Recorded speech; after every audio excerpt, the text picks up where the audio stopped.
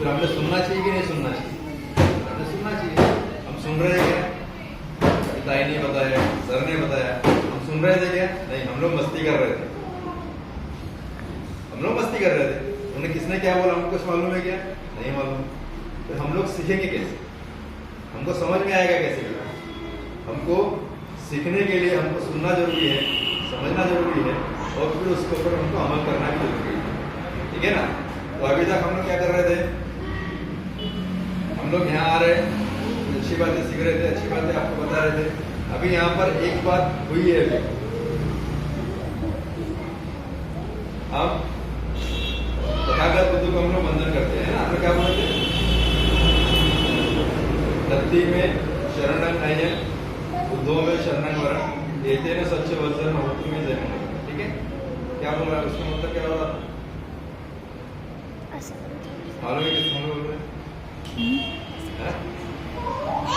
भगवान बुद्ध के अलावा मेरी कोई शरण नहीं है, यानी मैं भगवान बुद्ध के अलावा किसी को भी नहीं मानूंगा।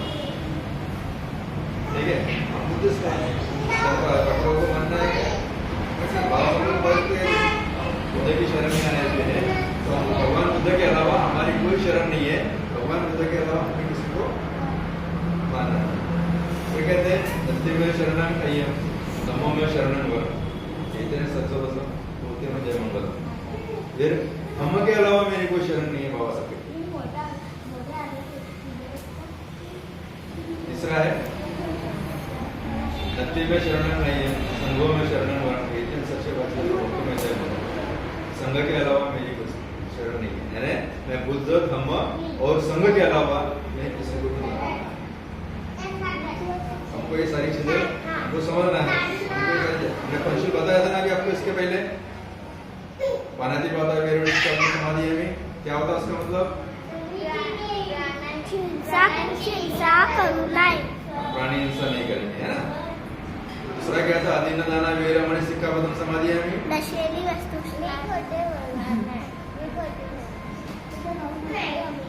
ये चोरी करना नहीं। ठीक है? तीसरा होता है कामेषु मिथ्याचार वीरमणि सिक्खापदम, ये व्यभिचार करना नहीं, चुकीचे कोणतेही कार्य करणार नाही। ठीक है?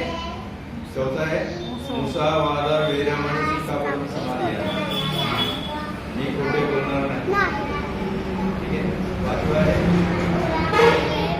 मेरे मतलब प्रमाद खाना वीरमणि सिक्खापदम।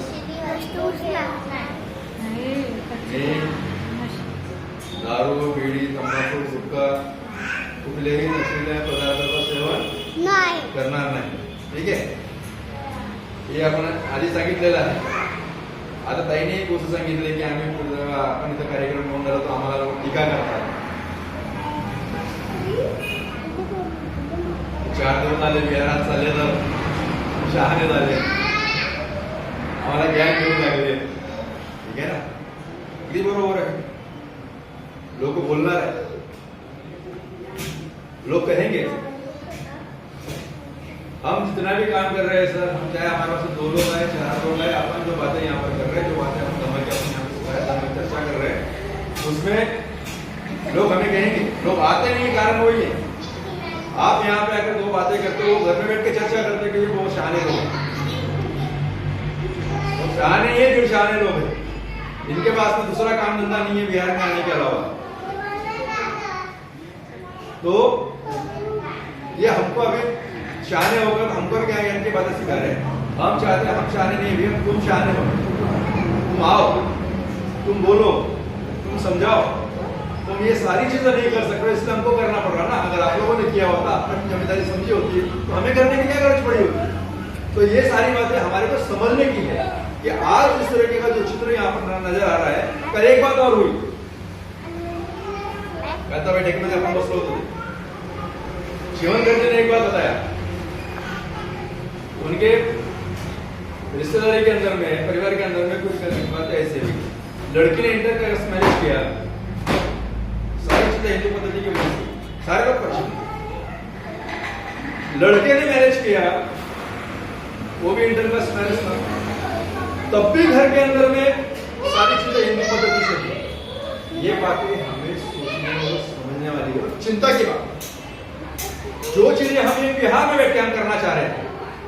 कि विहार में आकर हम लोगों को समझाना चाह रहे हैं, बताना चाह रहे हैं कि बौद्धों के संस्कार क्या है, उनके त्योहार क्या है, उन्हें कैसे करना चाहिए। ये बच्चों में आज वो सारी चीजें डेवलप होगी, कल जाके वो गलत चीजें नहीं होंगी। आज मैं एक चीज कहना चाहता हूँ, अगर हमारे लड़के ने अगर अदर कास्ट मैरिज किया होगा, तब अगर हमारे बच्चे को, हमारे लड़के को अगर बुद्धिज्म के संस्कार नहीं मालूम तो फिर वो क्या करने वाला है?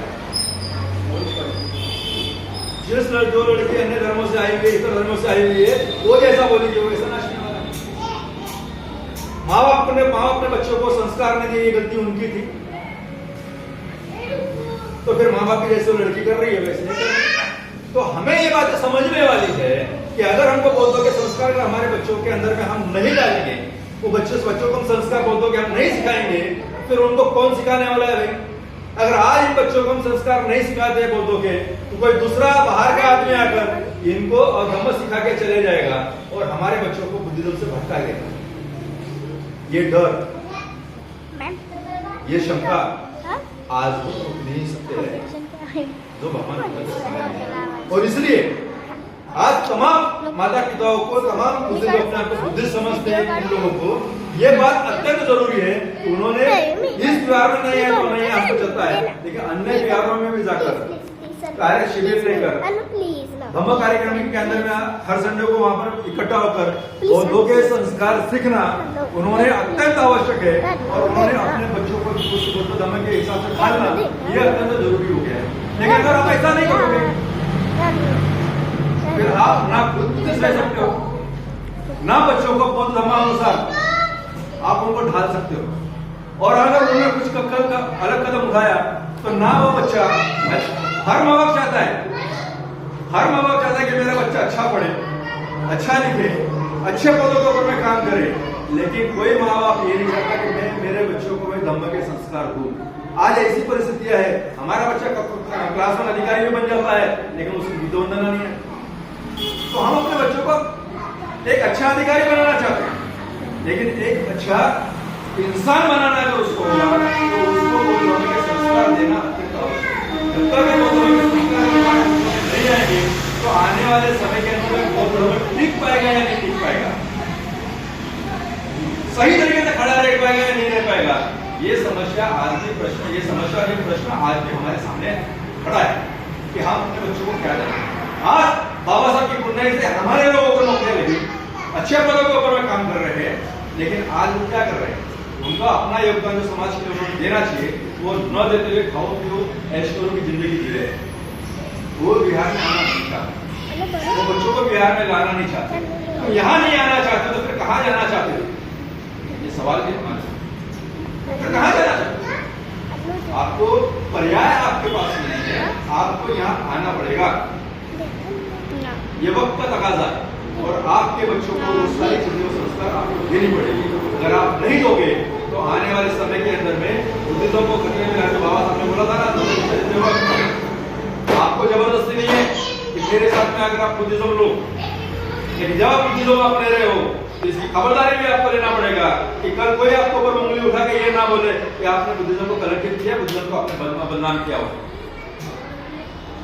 आज वो समस्या हमारे सामने है कि आज बुद्धिज्म के संस्कार हमारे बच्चों में नहीं आ रहे, तो इसके जवाबदार कौन? क्या सही मायने हम लोग बुद्धिस्ट हो रहे हैं? आज बिहार की अगर मैं बात करता हूँ, बिहार सिर्फ मनोरंजन का केंद्र बना हुआ। यहाँ आओ, बर्थडे करो, डीजे लगाओ, नाच गाना करो, इसके अलावा हमारे पास में कोई दूसरा कार्यक्रम नहीं है। हमको अगर वो सारी चीजें करना है तो बौद्ध पद्धति से कैसे करना ये भी आज हमारे, हमको ये सारी बातें हमको सीखना पड़ेगा, हमको समझना पड़ेगा उसको, और तब जाकर हमको अपनी आने वाली पीढ़ी को मजबूत रूप से, सुदृढ़ रूप से हमको उसको खड़ा करने की जवाबदारी हमको लेनी पड़ेगी। और हम चाह रहे हैं ये बच्चों के अंदर में वो बात है कि ये बच्चे अगर आ सकते हैं बुद्धिज्म, तो कल आने वाली पीढ़ी हमारी सक्षम रूप से खड़ी हो सकती है, ऐसे में उम्मीद करता हूँ। दूसरी चीज, हम लोग यहाँ पे जो चर्चा करते हैं, टीका होने की बात आती है। टीका होना यानी अपने लिए एक सर्टिफिकेट, हमारे ऊपर में टीका करना ये ये 1.5 शाने हो गए, तो दूसरे काम ये 11 में आना, यानी टीका करना, यानी हमारे लिए एक प्रशस्ति पत्र है, एक प्रमाण पत्र है, एक सर्टिफिकेट है हमारे लिए, और वो हमारी चर्चा को कर रहा है। ये 4 लोग आके यहाँ पर कुछ तो बात कर रहे हैं, 4 लोग आके 4 बच्चों को कुछ तो बता रहे हैं, और कोई अच्छी चीज बता रहे हैं, और हम अच्छी चीज बताने का भी प्रयास करें। आज एक बच्चे हमारे पास बिहार में आ रहे हैं, कल इन बच्चों के साथ में इनके माँ बाप का भी कार्यक्रम लेना हमारी रिस्पॉन्सिबिलिटी है, ताकि उनको भी ये मालूम पड़े कि यहाँ पर क्या पढ़ा है। जैसे हमने कहा था, हमें आपको पढ़ा रहे हैं, आपने हमें तो सिखा रहे हैं कि घर में जाके अपने माँ बाप से शेयर करना, हम बच्चों को बताते हैं, लेकिन कल आने वाले समय के अंदर में भी हमको उन बच्चों के माँ बाप को यहाँ पर बुलाकर, बिहार में बुलाकर उनका सम्मान भी करना पड़ेगा। वो बच्चों को आप यहाँ पर बिहार में भेज रहे हो, ये आप बधाई के पात्र हो, आप सम्मान के पात्र हो कि आप बिहार में बच्चों को भेजकर कोई अच्छी बातें सीखने के लिए आप उनको प्रमोट कर रहे हो, इसलिए आपका सम्मान किया जाता है। ये बात भी हम लोगों को करनी पड़ेगी और उनके माँ बाप को यहाँ